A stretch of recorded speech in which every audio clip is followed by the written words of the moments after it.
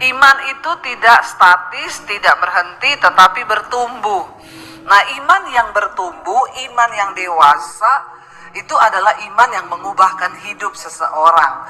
Kalau kita berkata beriman tapi hidup kita nggak berubah, ya berarti belum sempurna imannya. Ya, nah hari ini kita belajar tentang iman yang menggerakkan kepedulian.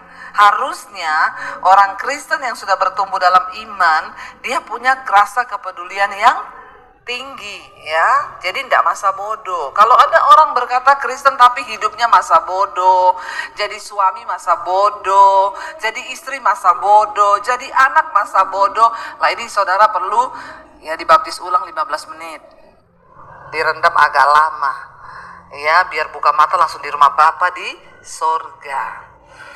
Jadi kita perlu introspeksi diri. Hari ini iman kita itu menggerakkan sesuatu nggak dalam hidup kita? Terutama menggerakkan kepedulian.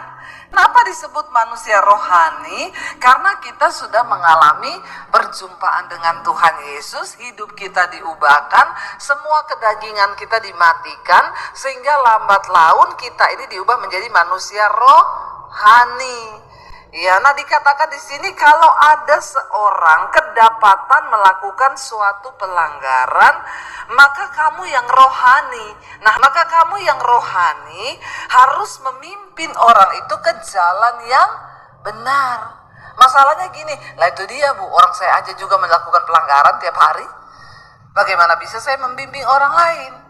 Ya, kita dulu nih saudara harus dibaharui menjadi manusia rohani. Setelah kita menjadi manusia rohani, barulah kita bisa membimbing orang lain. Nah, saya berdoa nih jemaat-jemaat ini biar menjadi manusia rohani. Sebagai seorang ayah dalam keluarga, engkau harus membimbing anak-anakmu menjadi manusia rohani. Tapi kalau ayahnya aja belum rohani, terus bagaimana memimpin anaknya dan istrinya menjadi rohani?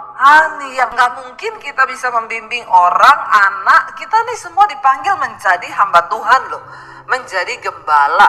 Bukan gembala di gereja, tapi gembala dalam kehidupan kita sehari-hari. Kita harus menggembalakan anak kita, cucu kita.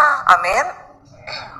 Ya, orang-orang yang belum bertobat, kita nih semua terpanggil menjadi hamba Tuhan, menjadi gembala, yang artinya harus membimbing orang.